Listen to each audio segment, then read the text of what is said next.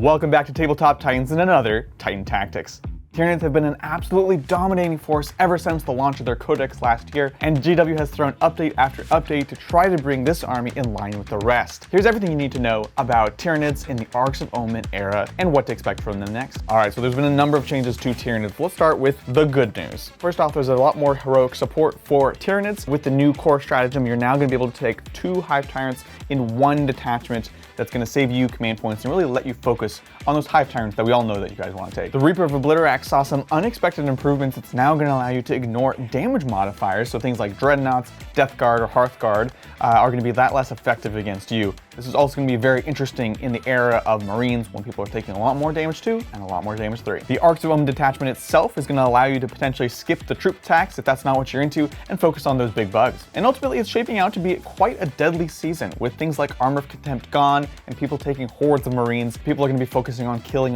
more than ever, and this is a game that Tyranids are more than happy to focus on. Ultimately, they're a faction that has thrived on their lethality and their durability, and that has not changed much in Arks of Omen. Now let's talk about the bad news. The Genestealer Cult soup is now officially dead. You cannot take a Genestealer Cult patrol or anything under the Battle Brothers ability, so that's going to be gone. Ultimately, probably not the end of the world, as there weren't too many players really taking advantage of this rule. The Overrun strat sees a change where it's now only going to work on Hive Tendril core units, so no more flying out with a winged Hive Tyrant killing unit and hopping back out on the site. This is a big hit ultimately, as it's going to really hurt one of the mainstay units we were just talking about. Mines, Cysts, and Spores are also now going to cost reinforcement points. This does not completely eliminate the desire to have units that create them, but it's going to really limit when you use them, take away any potential for abusive play, and really consider how many you need to pay for at the start of the game. Probably a bigger hit to things like the Harpy are the new flyer changes. You now have to start in reserve, and you can't complete a bombing run on a turn in which you fly off. This means you're not going to be able to do a bombing run before turn 3, but I will say, unlike other flyers, the Harpy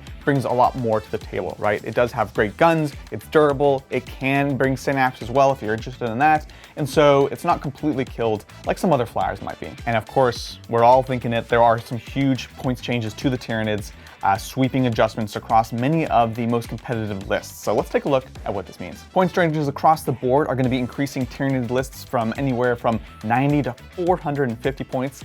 Think about that potential almost 900 point differential between Space Marines. It's a little scary. Zone Tropes are going to be going up 20 points each for a minimum of 60 per squad. And Warriors are going to see an increase of 15 points for their most common builds. This is, of course, the Dual Bone Swords and the Death Spitter, which is 10 points and 5 points increase, respectively. Even things like Raveners saw a 10 points increase. The good news, however, I'll say, is Monster Mash is definitely very viable. Your Shooty Carnifexes only went up 10 points, which isn't the end of the world, and the Screamer Killer actually didn't go up at all. So suddenly, this build becomes much more interesting, and we'll talk a bit more about that later. Tyranids have never really had a strong secondary game, and unfortunately, this is not going to change in Arks of Omen. The Psychic Interrogation secondary now requires line of sight from the victim to the caster, so this is pretty much going to eliminate this secondary from Tyranids, but that's fine because you're usually taking something like Warp Ritual anyways. Cranial Feasting saw a little bit of salt spread in the wound, where it's going to be a little bit harder to get the extra command points. I really am not sure why they did this change, but they felt like it was justified. And last of all, Synaptic Insight is going to be a little bit harder to do, as your Synaptic kill tally has to be 5 now rather than 4. Again, just requiring a few more kills with an already kind of tough secondary. So secondaries overall not looking fantastic, but as we mentioned, there are other strengths that we can lean into, such as point suppression and frankly just tabling your opponent. So let's talk about what you might be expecting from Tyranids moving forwards.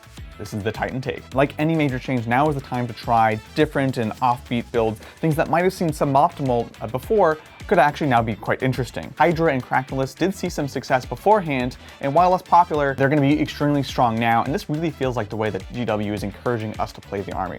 Lots of hordes of little swarms supported by a few massive monsters is going to be very interesting. If you're interested in playing the other side of things, as we discussed, Carnifexes are still pretty viable points-wise, and it may be up time to look at hives such as Gorgon and Jormungandr to be able to get the objective secured on all those Carnifex and help make up for those troops you no longer have to take. Pyrivores are untouched in the balanced data slate. They weren't seen too commonly, but they absolutely wreck Marines and are quite reasonable for the points. So this may be the new meta monster that we see popping up in lists. With those in mind, I want to show you guys a couple sample lists exemplifying some of these ideas. This first list is a Hydra list, and so it's all about lots of different bodies, tons of OBSEC, and just swarming your opponent. Don't forget, with Hydra, you're going to get +1 to hit in melee if you outnumber your enemy, and you have access to a reroll to wound strat, particularly interesting since a lot of factions just lost their resistance to reroll to wounds. As you can see, this list has lots of Hormigons, tons of Pyrovores, and just absolutely swarms the board, focusing on scoring and also point suppression for your enemy. If, however, your lower back is not feeling this kind of list, we can take a look at Monster Mash, in this case with Leviathan, since they're still benefiting from pretty much everything Leviathan has to give. Again, notice lots of Pyrovores here. We think they're very strong, and here focusing on, of course, the Carnifexes, particularly the Screamer Killers. This list really just tries to aggressively push into your enemy. It's going to have 8 monsters coming up super fast and just putting pressure that not all armies can actually deal with. So this is a kind of classic monster threat overload list. That's going to be a ton of fun to play. Overall, the points changes and secondaries are not doing Tyranids any favors, and Tyranid players are going to have to adapt to survive.